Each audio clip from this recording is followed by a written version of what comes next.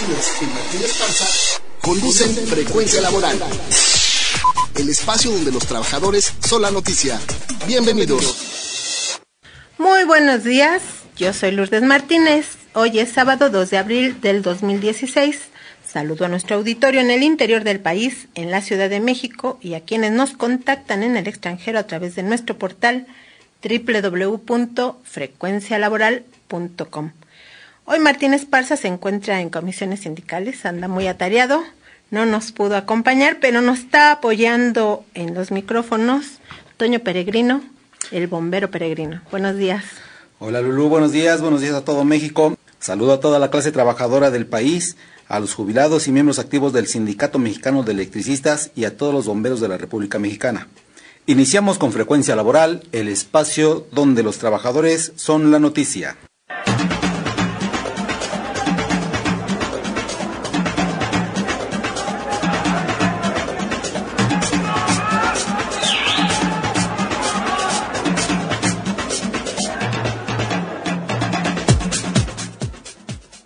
A un año de que los jornaleros del Valle de San Quintín, Baja California, realizaron movilizaciones para reclamar aumento salarial, jornada laboral de 8 horas, porque trabajan hasta 16 horas diarias, seguro social, vacaciones, día de descanso, entre otras prestaciones sociales, la situación empeoró.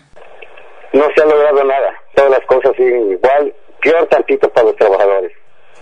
¿Por qué? ¿En qué términos sigue peor? En que todo sigue igual, y lo peor de los trabajadores hoy es que por el 15% que se subió de salario, les dan más trabajo, más surcos, está peor tantito. Algo que ustedes sí lograron fue crear su sindicato. ¿Este asunto cómo va? ¿Les está ayudando? ¿Se están animando a sindicalizarse? Se ayudó a hacer el sindicato, pero se necesita de gente que conozca los derechos de los trabajadores, y el sindicato pues no ha podido avanzar todavía, porque los trabajadores están amenazados de que si se afilian a otro sindicato pues ya no les dan trabajo en la empresa. ¿Y ha habido despedidos por estar en el sindicato? No, pues no hay despedidos porque nadie se quiere animar a afiliarse. Por eso, los trabajadores siguen sus chambas y pues como no hay mucho trabajo, los trabajadores cuidan el día de trabajo porque pues con eso es el ingreso de su familia. ¿Les aumentó las horas de trabajo o hacen en las mismas horas más carga de trabajo? Las mismas horas de trabajo, pero más duro, más surcos, más esfuerzo del trabajador para poder seguir trabajando, y eso es lo que empeoró la situación. Ustedes en la alianza habían logrado generar una unidad. ¿Eso de la alianza ya no es posible rescatarlo? ¿Cómo ve usted el panorama en respecto a la organización? Para rescatar la alianza se necesita haber gente que no traicione a los trabajadores, necesita haber gente que realmente quiera luchar en beneficio de los trabajadores.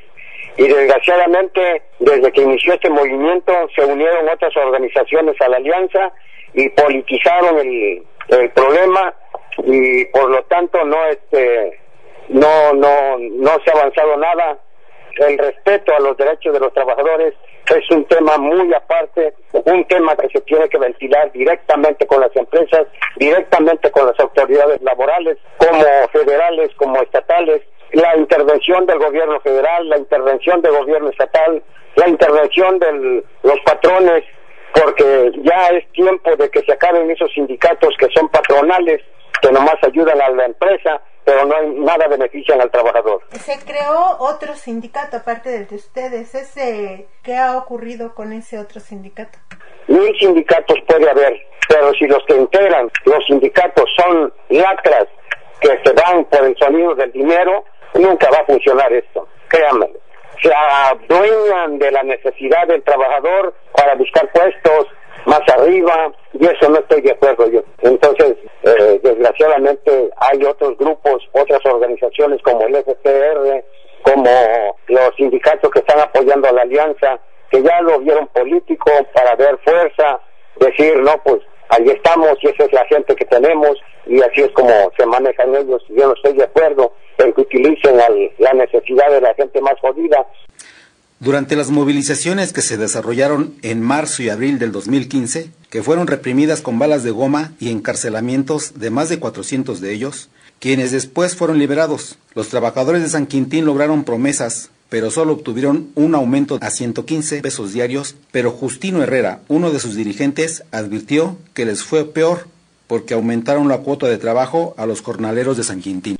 El Sindicato Nacional Independiente de Jornaleros Agrícolas y Similares, el secretario general que lo representaba Enrique Alatorre, se vendió y hizo otro sindicato robando el mismo nombre con la COR, y se puso él como secretario general por 6 años, cuando que la situación del sindicato era estar nada más por 6 meses, y ahora en el mes de abril tendríamos que cambiar la mesa directiva para que los trabajadores se eligieran a sus nuevos representantes, porque nosotros fuimos el medio nada más para bajar ese registro para los trabajadores.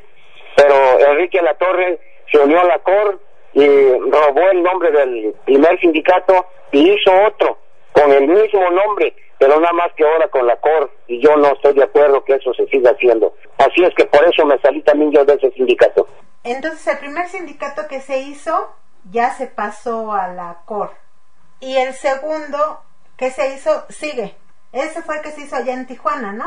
Mire, el sindicato de Fidel es el representante de la alianza, pero él maniobra, manipula al sindicato que se formó democrático.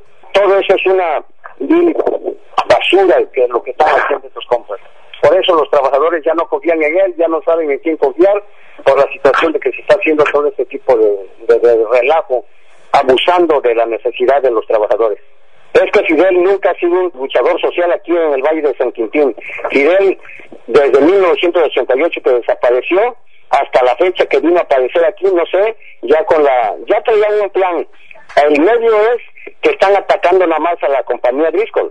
Nada más a la compañía Driscoll le están boicoteando, a esa es la única compañía que están tirándole, y cuando que la compañía Driscoll ya paga 190 pesos salario base más prestaciones y tiene asegurados a todos sus trabajadores, cosa que las demás, el resto de todas las empresas no está haciendo eso. Yo siento que es política, pues. Yo creo que hay alguna otra empresa que quiere tumbar a la Driscoll para adueñarse de ellos del lugar que tiene la Driscoll, y por eso le están bajando dinero a Fidel, y ese es el medio que encontró para poder vivir sin trabajar.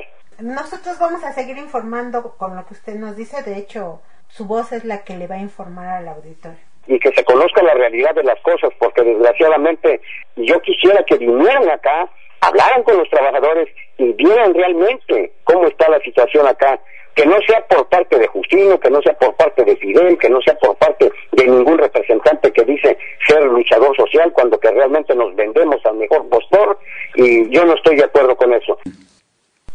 Pues es la triste historia de la mayor parte de los sindicatos. Cuesta mucho formarlos, incluso cuesta vidas, cuesta encarcelamientos, golpes, balas de goma y a veces balas de plomo.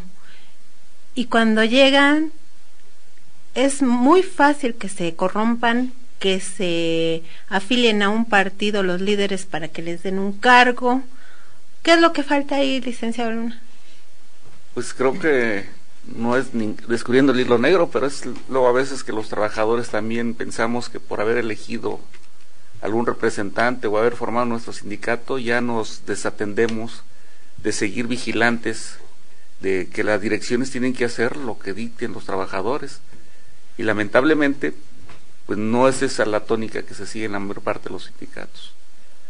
Y pues no es nuevo esto, desde siempre las empresas, los gobiernos siempre han buscado fomentar a través de la captación de los dirigentes, ofreciéndoles puestos públicos, ofreciéndoles prerrogativas diferentes a los trabajadores, con el fin de que los intereses que ellos dicen representar pues fundamentalmente sean contrarios a estos, ¿no? Y firman contratos diferentes, y tenemos el caso, por ejemplo, del sindicato de Pemex, el sindicato de la Comisión Federal de Electricidad, de muchos sindicatos en ese sentido, pero sigo creyendo yo que es por la falta de participación de los trabajadores. Sí, claro, no es el instrumento el problema, no es el sindicato el problema es que no hay conciencia de quién lo constituye.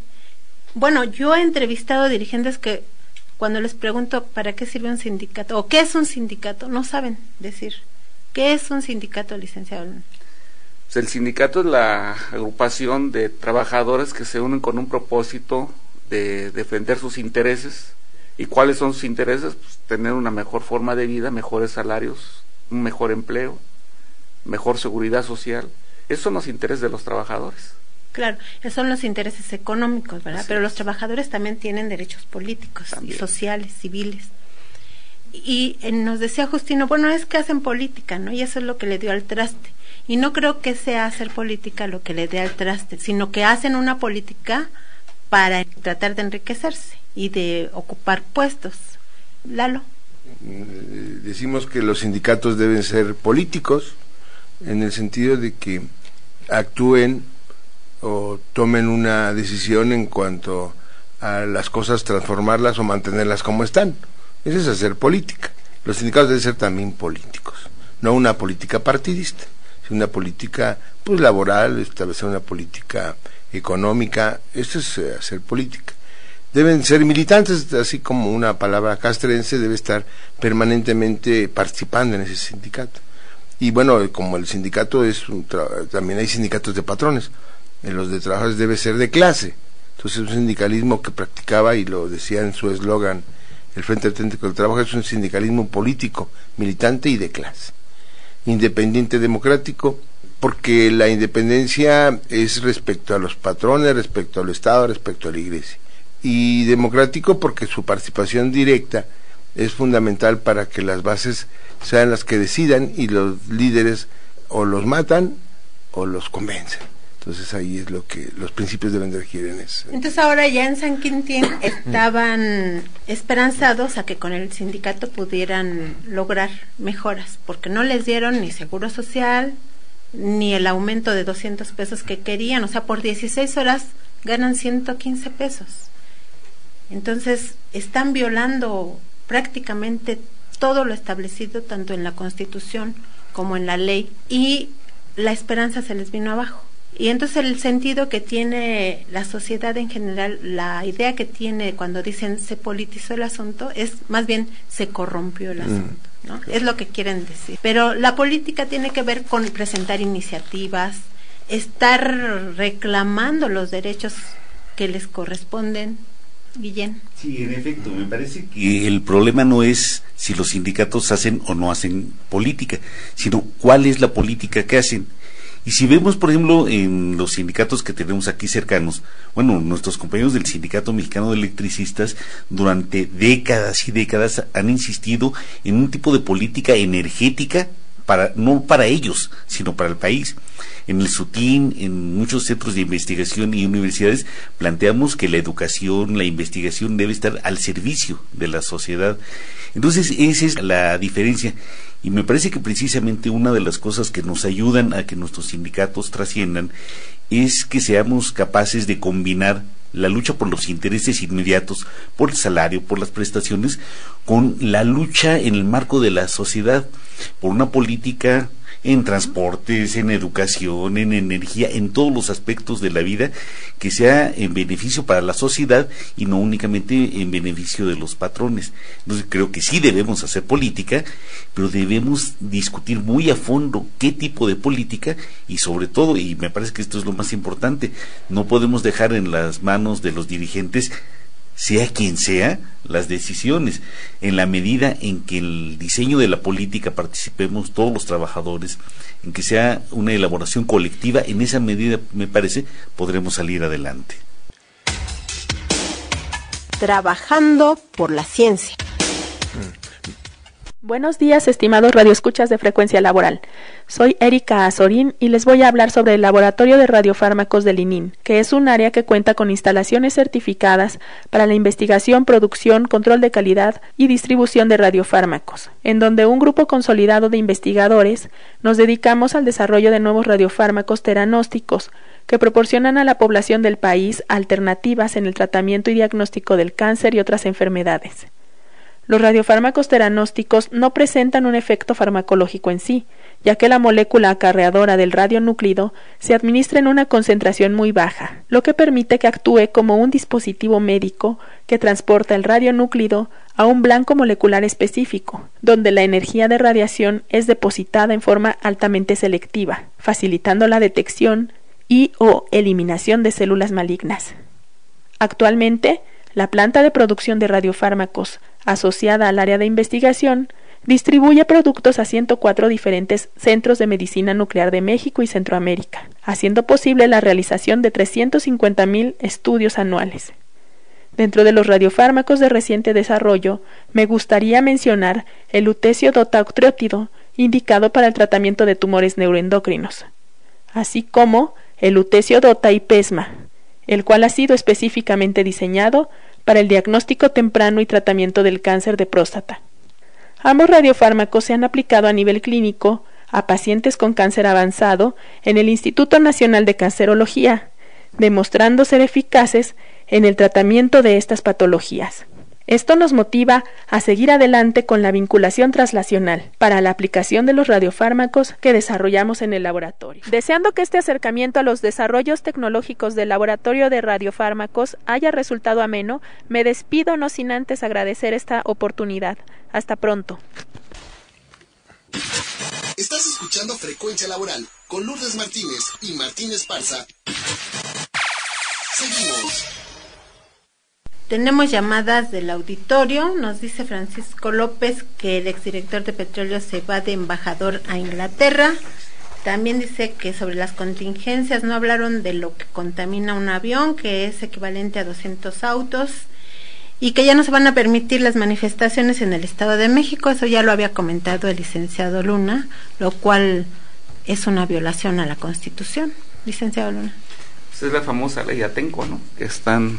Sí, pero esa, o sea, es una flagrante violación a la Constitución. Esa se tiene que echar por tierra. Pues sí, pero lo van a hacer a nivel federal ya. El Enrique Peña Nieto acaba de mandar una iniciativa precisamente que está pronto a aprobarse por los diputados, en el sentido de que se puede excepcionar al presidente diciendo en qué momento se puede aplicar o privar de los derechos individuales a la ciudadanía, sí, cuando considere que hay un posible inminente peligro para terceros. Hasta ahora el Congreso lo tiene que avalar, y yo espero que siga así, porque si no, pues vamos a tener un dictador. Eso ya es dictadura. No puede ser que una sola persona concentre tanto poder en una república como es la mexicana. Eso atentaría contra la república. Bueno, pues tenemos más llamadas. Sí, también nos llama Jaime Núñez de Cuernavaca y envía saludos a Martín Esparza y a todos los integrantes de Frecuencia Laboral y pregunta que cómo va la adherencia. Todavía sigue este tema en la mesa de negociación. Pues ahora que venga Martín. Ya que venga Martín, o que vaya a su asamblea también. El despertar del gallo.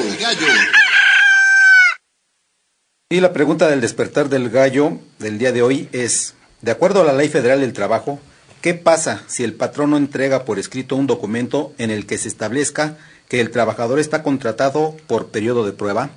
Lo invitamos a que visite nuestro portal www.frecuencialaboral.com.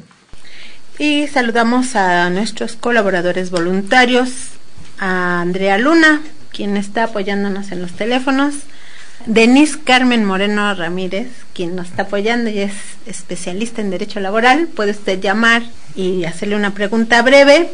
También está Joel Hernández, el Popeye, Antonio Peregrino Rojo, quien nos está apoyando en los controles técnicos. Muchas gracias por su apoyo, licenciado Luna.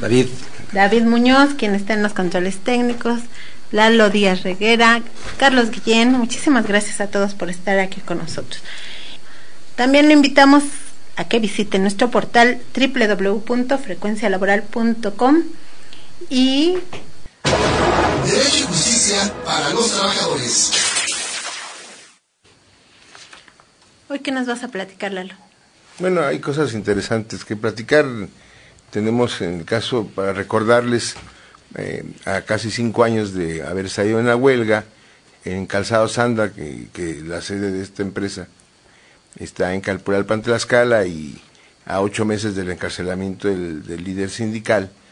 El día de antier ya le comunicaron, en el caso del primer asunto penal denunciado por despojo, bueno, ya hay una resolución que no la conozco, pero es favorable al trabajador, aunque como está en un recurso de revisión promovido por la empresa, esto se solucionará la semana que entra en un tribunal colegiado que a veces los auxilian, como tienen mucha carga de trabajo. Se fue a Puebla, entonces esperamos que la semana que entra se resuelva, y ya está insistiendo la empresa ya les ofrece 3 meses, 12 días por año y 20 días por año, y no le ofrecen nada de salarios caídos.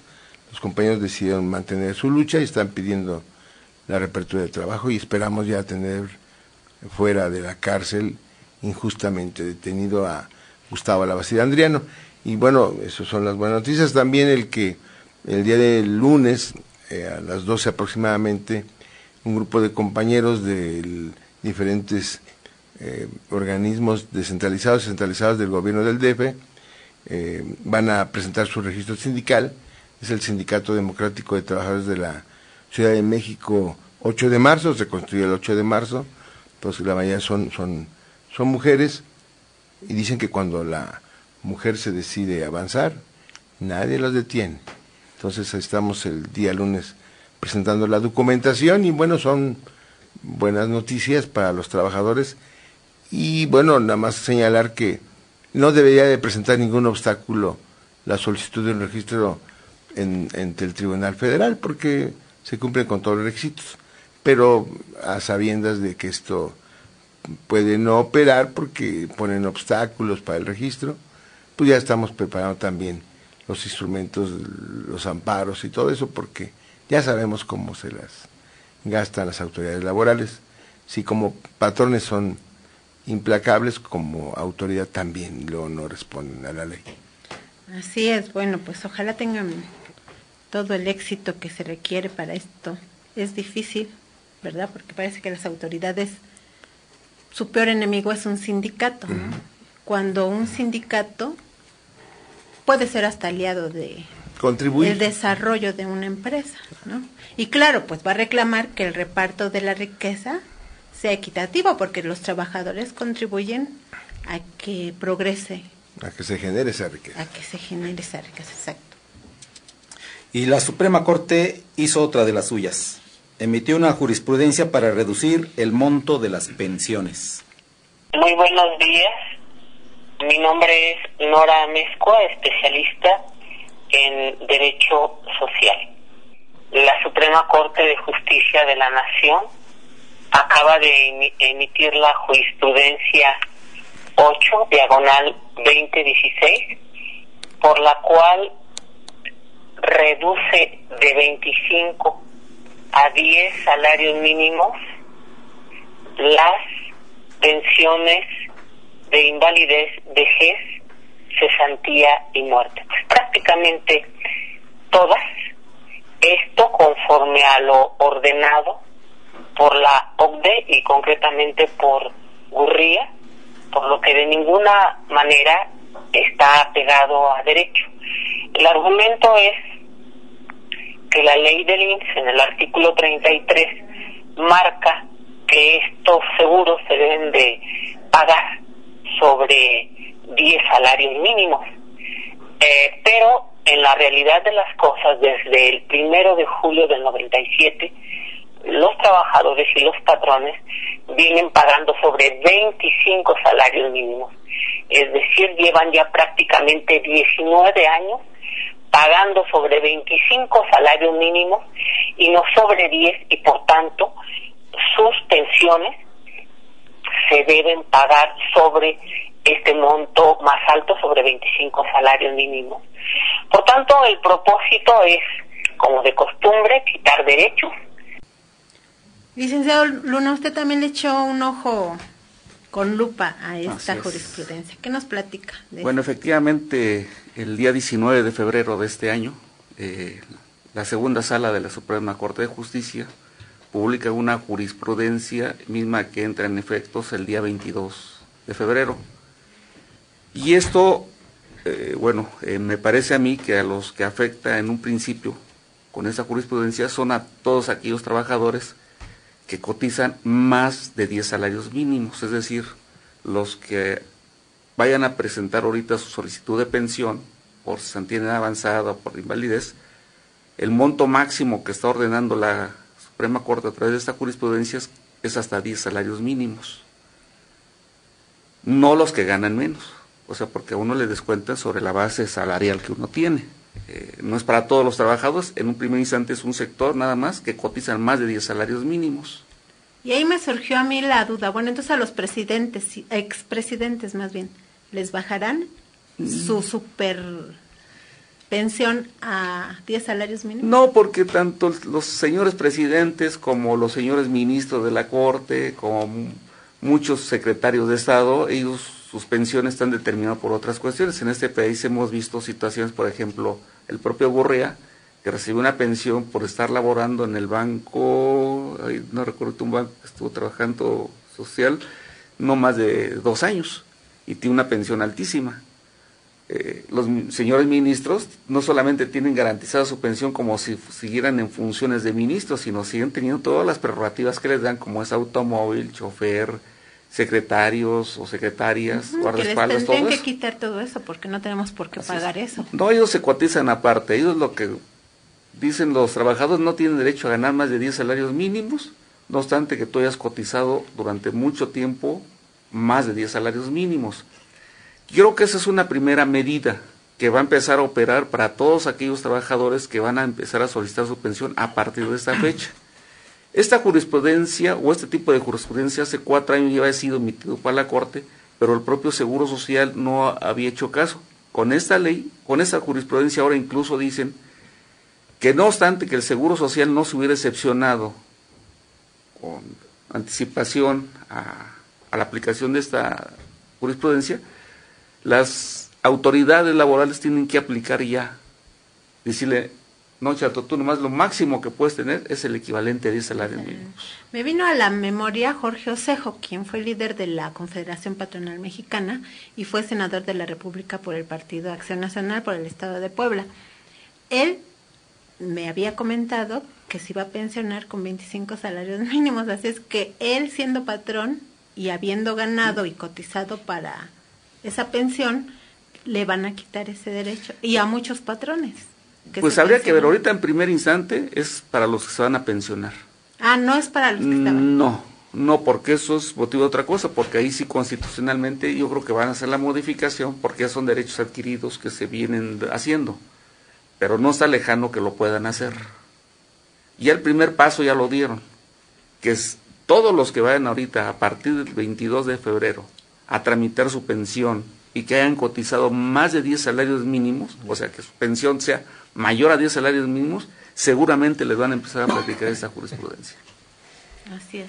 Y bueno, aquí el problema está, por ejemplo, hay trabajadores que pues después de haber cotizado durante muchos años, casi 30 años en la inmensa mayoría, tuvieron la posibilidad de meterse a cotizar otros 5 años en lo que se conoce como modalidad 40 para poder incrementar su masa salarial, y entonces eso es lo que habría que ver qué es lo que va a pasar, porque a mí me parece una sinvergüenza, con todo respeto lo digo, a las autoridades el que han hecho esto, porque si yo estuve cotizando, yo como trabajador, más de 10 salarios mínimos, pues no tienen por qué reducirme un tope hasta el máximo de 10 salarios mínimos. ¿Qué va a pasar con todas esas cotizaciones que yo realicé? Claro.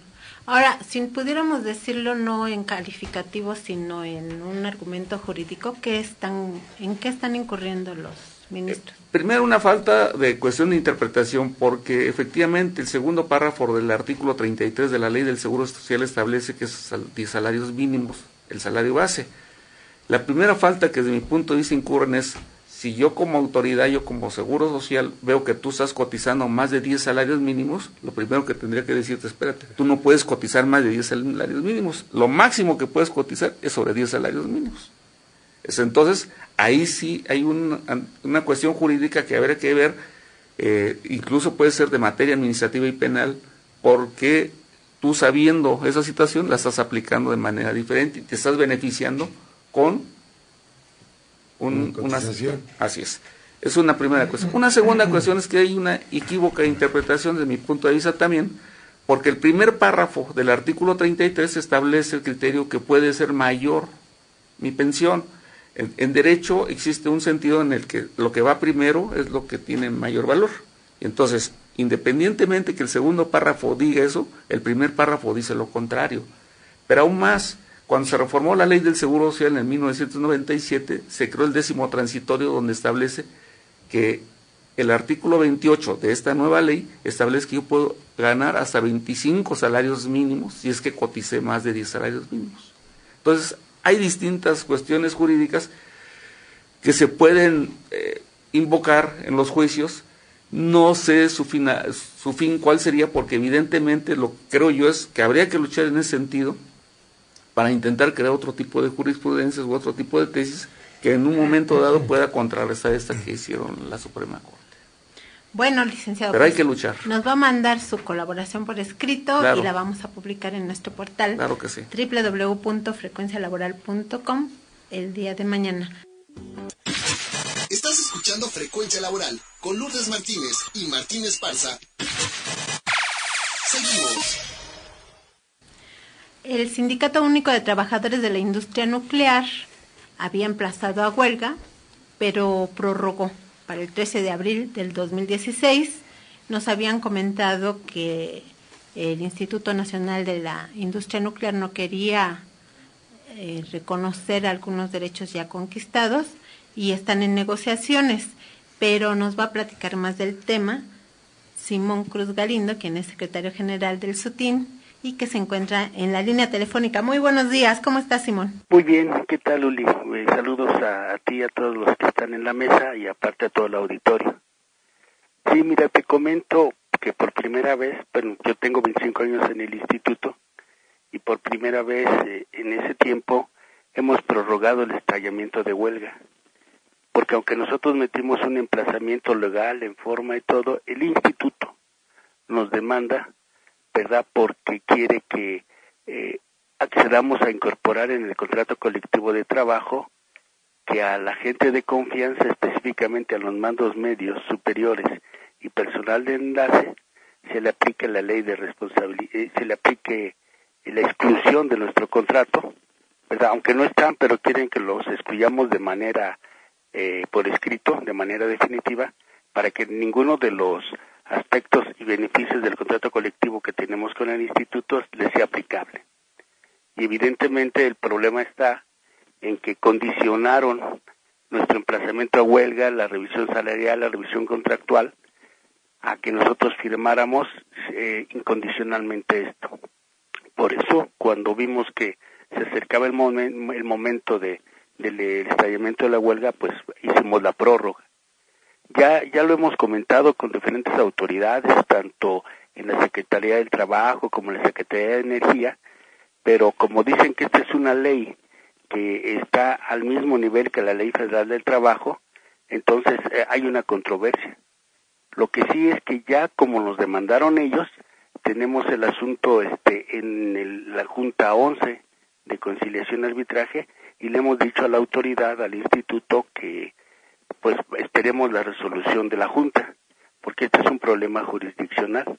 Y entonces el problema que ahora nosotros tenemos es que con esta prórroga hay dos opciones: o estallamos la huelga o prorrogamos, no el estallido, sino prorrogamos nuestro contrato colectivo, y en los próximos 2 años no tendríamos aumento salarial ni tendríamos revisión de clausulado.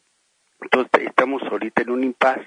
Requerimos que el instituto también se avenga a algunas de nuestras demandas, no solamente salariales, sino la cuestión de que tengamos una revisión contractual que fortalezca a la investigación y desarrollo del instituto. Y en ese sentido, pues nosotros, como no podemos calificar, ni ellos, el ININ, ni nosotros SUTIN, la relación que hay entre la Ley Federal del Trabajo, que rige las relaciones de trabajo, y la Ley Federal de Presupuesto y Responsabilidades Hacendarias, que les exige que cumplan, que a la gente de confianza queden fuera del contrato colectivo. Y básicamente es eso. Reanudamos pláticas el día 11. Tendríamos posibilidad, el estallido natural era el día el fin de la revisión iba a ser a las 0 horas del 1 de abril. Con esta circunstancia, prorrogamos para el día 13 de abril a las 12 horas. Obviamente tenemos chance de poder trabajar en conjunto para sacar algunas cláusulas más y que se quite esta parte. De hecho, nuestro asesor jurídico, el licenciado Héctor Barba, nos plantea que el SUTI no puede ser obligado a negociar lo que nos exigen, porque la demanda es infundada. Y en esta revisión contractual no podemos admitirlo porque nosotros emplazamos primero. Y aparte también podría afectar nuestros derechos, nos podría afectar en las finanzas del sindicato porque la gente que se le afectaría en sus derechos, la gente de confianza, nos podría demandar. Y en ese sentido sí tendríamos que ver que este procedimiento ante la Junta, pues debemos de estar pendientes de cuál sería, desde el punto de vista legal, la resolución jurisdiccional que tuviera la Junta. Y ese es básicamente donde estamos ahorita.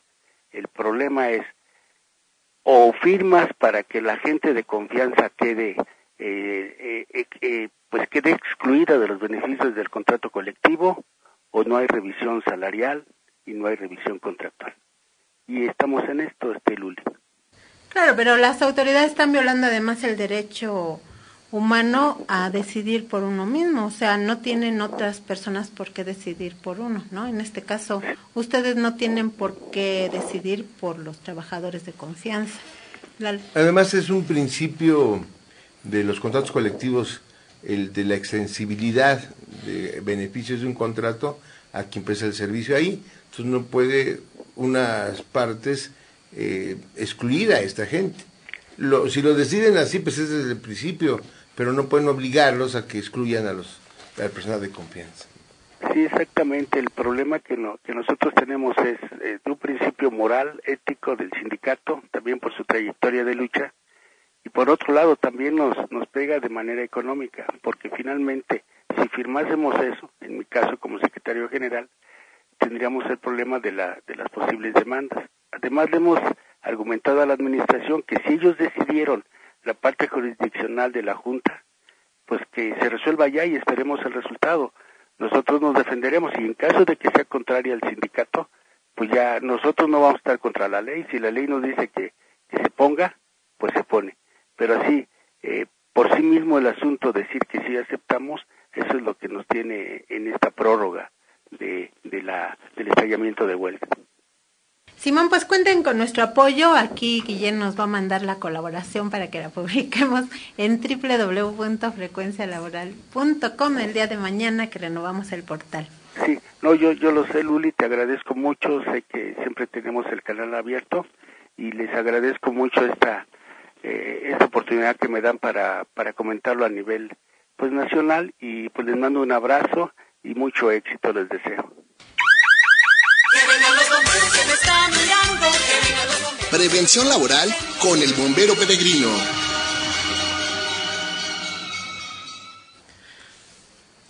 Hola, muy buenos días. Les habla su amigo el bombero peregrino. Hoy les platicaré de cómo evitar los incendios en las chimeneas. Las chimeneas de los restaurantes, cocinas económicas, rosticerías de pollos, churrerías y en general de todos los lugares en donde se cocine con aceite comestible tienen un alto riesgo de incendio, porque el cochambre resultante de freír los alimentos se va pegando en las paredes de la chimenea y puede ser tan gruesa esa capa que llega el momento en que se prende y pueden caer cáscaras encendidas de ese cochambre ocasionando un incendio. Para evitar que esto ocurra, le recomiendo que si usted tiene alguno de estos negocios, limpie por dentro la chimenea por lo menos cada 3 meses. Con esta simple acción, usted evitará que su negocio sufra daños por un incendio de chimenea. Para mayor información, comuníquese con el cuerpo de bomberos más cercano o llame al 068 o escríbame al siguiente correo electrónico antonioperegrinorojo@yahoo.com.mx. Informó para Frecuencia Laboral su amigo el bombero peregrino.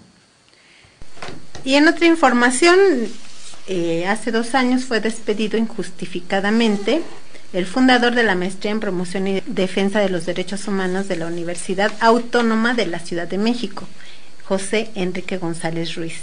Él además tiene una trayectoria en la defensa de los derechos humanos, ha sido parte de la Comisión de la Verdad por la Guerra Sucia de los años 70 allá en Guerrero, donde murieron miles de personas asesinadas, torturadas, encarceladas injustamente, y están descubriendo cómo estuvo todo este proceso. Él fue aspirante a la rectoría de la Universidad Autónoma de la Ciudad de México y ahí se le vino la bronca. ¿Por qué? Entonces lo demandaron por acoso sexual, que no procedió, no se lo pudieron demostrar, y después, como no procedió, pues lo despidieron, ¿no? José Enrique González Ruiz, en entrevista con Frecuencia Laboral, acusó al abogado de la Universidad Autónoma de la Ciudad de México de utilizar maniobras legales para evitar su reinstalación por despido injustificado. La demanda sigue en un escabroso proceso porque todavía ellos siguen buscando mecanismos para alargar el litigio. Dependía mucho de Federico Anaya el tipo de litigio que se llevaba, y él es un litigante con muchas mañas y el asunto se ha complicado de forma muy deplorable para mí, porque ya tengo 2 años fuera de la universidad sin salario. Yo espero que las autoridades resuelvan conforme a la ley y definan en algún momento que ya es tiempo de parar las chicanas de los representantes legales de la universidad y que determinen mi regreso a la universidad.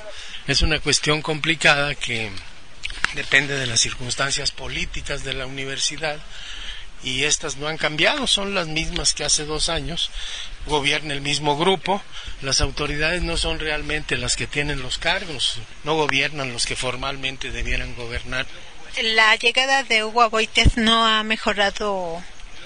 Bueno, pues él no tiene posibilidades de tomar decisiones, él no puede ni cambiar a su abogado general, no puede ni nombrar a su encargado de prensa, no puede ni nombrar al encargado de las finanzas, lo tienen agarrado por todos lados. Eso es lo que yo he podido verificar en la vida cotidiana de la universidad. Es otro grupo el que gobierna, es una mafia bien amacizada, con votos muy casados en el Consejo Universitario. Su cabeza visible, su entidad más visible es Federico Anaya.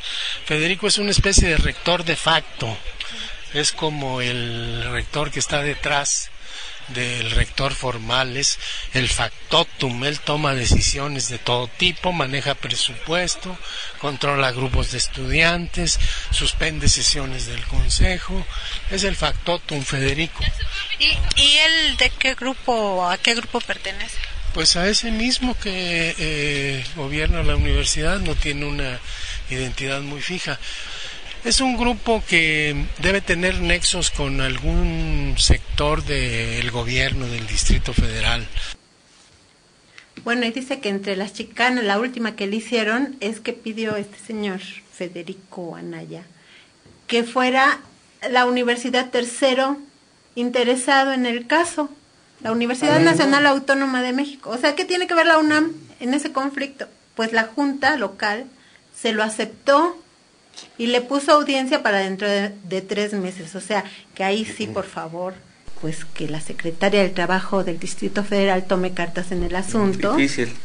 Porque no es posible que hagan este tipo de maniobras que evidentemente son, como él dice, chicanas. ¿Qué quiere decir eso? Pues es muy difícil que hagan eso, porque el común en la Junta local y en la Junta federal, y le está yendo bien 2 años, por lo regular son 4 o 5 años lo que se tarda. Es lo que le dije, pues espérese. De todos modos, él sigue haciendo sus actividades, es un hombre realizado, le sigue echando ganas a la defensa de los derechos humanos y a la promoción, y bueno, pues, pero sí es tortuoso, ¿no? Este tipo de cosas, porque dice que le suspendieron la audiencia, pero se la pusieron hasta dentro de 3 meses, y así ha sido. Entonces esto de la justicia pronta y expedita no funciona. No existe. Bueno, la chicana es un adjetivo que se le pone a los que a través de la farsa, a través del fraude, alargan los juicios y dicen algo para que sea todo lo contrario. O sea, es una chicana. Normalmente le dicen al abogado, eres chicanero, porque mete este tipo de procedimientos tortuosos que lo alargan el asunto. Es el diccionario real de la lengua del abogado. Del abogado. Claro. Estás Estás escuchando Frecuencia Laboral con Lourdes Martínez y Martín Esparza. Seguimos. Tenemos llamadas del auditorio, dice el maestro Víctor Manuel García, que el día de ayer hubo manifestaciones en Francia en contra de nuevos ajustes laborales, porque, bueno, les quieren aplicar la flexibilidad, pero allá sí se movilizan, y aquí no, hay que movilizarse porque, pues, nos aplican todo el rigor del despojo de los derechos y todo el mundo se queda molesto, pero callado, y así no funciona. Pasmado nada más. También tenemos otra llamada del mismo. Dice que el director del CONACYT, Enrique Villarribera, le dieron pensión vitalicia aunque laboró poco tiempo. Y esto es lo común en todos los funcionarios. Ese debería ser un reclamo también de todos los que contribuimos a la hacienda pública. Hay que revisar que gente no cubre los requisitos para estar pensionada y que se lo quita, ¿no? Porque muchos funcionarios nada más tuvieron 2 años, 3 años y no cubren el requisito para una pensión. También nos llama el ingeniero Javier Esteban Chavarría, él es el de los calentadores solares, que son muy buenos, sí funcionan. Y hace un llamado a todos los mecánicos electricistas de autos para realizar un proyecto sobre vehículo ecológico eléctrico. Y deja un teléfono, él está ya en Tláhuac, atrás de la delegación. Su teléfono es 58420271. Es de allá de Tláhuac, él ahí tiene su propio taller ahí. Y está llamando para que hagan un auto eléctrico. Sí, échenle ganas para comprar uno nosotros. Juntar nuestro cochinito y comprar un auto eléctrico y poder circular todos los días. Déjenme reír, ay mamá, para no llorar. ¿Qué va? Déjenme cantar, para que la pena no duela tanto. Déjenme reír, ay mamá, para no llorar. ¿Qué va? Déjenme cantar, para que la pena no duela tanto. Nos vamos a reír para no llorar. Como dice la canción de Rubén Blades, porque el gobierno federal está empeñado en que los mexicanos compremos seguros estilo auto para atendernos médicamente. Con este sistema, quienes tengan enfermedades leves comprarán un seguro básico, pero si requiere operación tendrá que comprar un seguro para daños mayores, como el seguro de un auto. Me llamo Nora Genit Amizcua, especialista en Derecho a la Seguridad Social. Quiero platicarles que precisamente el 20 de marzo de los corrientes, Peña Nieto ya dio la orden expresa, concreta, al secretario de Salud para que comience la llamada universalización de salud, que no es otra cosa sino la universalización de la precariedad en este tema, perjudicando los derechos adquiridos que ya tienen los trabajadores y en general el pueblo de México sobre este tema, con el afán de privatizar este servicio público, beneficiando a las empresas de medicina privada, pero sobre todo a las aseguradoras, básicamente capital extranjero. ¿Tenían que esperar a que se aprobara en el Senado de la República o eso ya no lo van a esperar? No lo van a esperar, ellos consideran que lo pueden hacer sin tal reforma, digamos, crear toda la infraestructura básica, lo que evidentemente pues estaría violentando la normativa, es decir, lo quieren hacer por la vía de hechos. El anuncio lo hizo en Funsalud, que es la que ha estado promoviendo la privatización del ISSSTE en general de la salud pública. Así es, o sea que nos van a obligar a comprar seguros como para auto. Ajá, como para auto, así es. Lo que llaman pólizas. Nada más darían protección por un mínimo, nada más para aparentar, y todas las enfermedades prácticamente significativas tendrías que comprar ya tu seguro y ir abonando, y de ahí salen las afores médicas. O sea que si la carrocería está muy averiada, nos va a salir caro. Le pedimos que visite nuestro portal www.frecuencialaboral.com y le dé clic al libro 10 años de frecuencia laboral, el espacio donde los trabajadores son la noticia, para que lo pueda leer. Es gratis, puede reproducirlo, puede bajarlo, puede copiarlo, puede piratearlo, pero la idea es que lo lean. Y tenemos más información. El Comité Ejecutivo de la Sección 7 del Sindicato Nacional de Trabajadores de la Educación está despedido. Bueno, técnicamente no les pagan. Vamos a escuchar. Javier Francisco Vidal Díaz, del Comité Ejecutivo Seccional de la Sección 7. El día de hoy queremos comentar acerca de la problemática que se vive a nivel nacional en cuanto a los despidos que se están dando por la mal llamada reforma educativa. En ese aspecto, pues podemos mencionar que hasta este momento en el estado de Chiapas no tenemos ningún caso comprobado de cese o despido injustificado de alguno de nuestros compañeros debido a la inasistencia a la evaluación del desempeño docente. Sin embargo, sí tenemos conocimiento que en 28 entidades del país sí se dieron esos despidos y que actualmente suman alrededor de 3.360 despidos injustificados. Ahora, lo que sí se dio en el estado de Chiapas, desde el mes de enero, la dirigencia sindical está sin recibir el salario, ya que no se aceptó la medida de presentarnos a las aulas o bien tramitar la licencia sindical, ya que eso es reconocer de facto la reforma educativa. Sin embargo, en el estado de Chiapas, el Comité Ejecutivo Seccional de la Sección 7 del CENTE permanece en una resistencia magisterial y en una desobediencia magisterial, de tal suerte que, bueno, confiamos en que sea la propia base magisterial, a través de una movilización nacional que está por darse en los próximos días o meses, que se nos reinstale tanto en nuestra función como docentes como en nuestra categoría. ¿Y no mejora la situación de las trabajadoras domésticas? Sí, fue su conmemoración del Día de las Trabajadoras Domésticas y ahí pues comentaron que realmente, a pesar de los años que llevan luchando, siguen igual. Soy Marcelina Bautista y pues hablando un poquito sobre el panorama de las trabajadoras del hogar en México, estamos a un poco más de 15 años que empezamos la lucha sobre el reconocimiento de los derechos humanos de las trabajadoras del hogar. Me parece que ha avanzado en términos de la visibilidad de la problemática de las trabajadoras. Las mismas trabajadoras creo que están ya más conscientes de esos derechos que tienen y que muchas veces pues las leyes específicas en este caso pues no son tan claros, como el capítulo 13 de la Ley Federal del Trabajo. En sus 13 artículos no especifica claramente cuáles son esos derechos y que además pues lo poco que existe no se cumple. Por otro lado, pues está el convenio 189 que desde hace 4 años ha sido firmado por el gobierno mexicano y todavía no está ratificado. Entonces, pues desde ese marco creo que nos encontramos.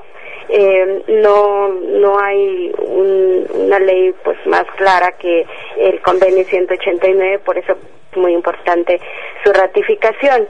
Pues los derechos de las trabajadoras del hogar, como el horario, las vacaciones, aguinaldo, días de descanso, sin respetarse en cada una de ellas. Entonces no puedo decir que han habido pues grandes avances en ese sentido.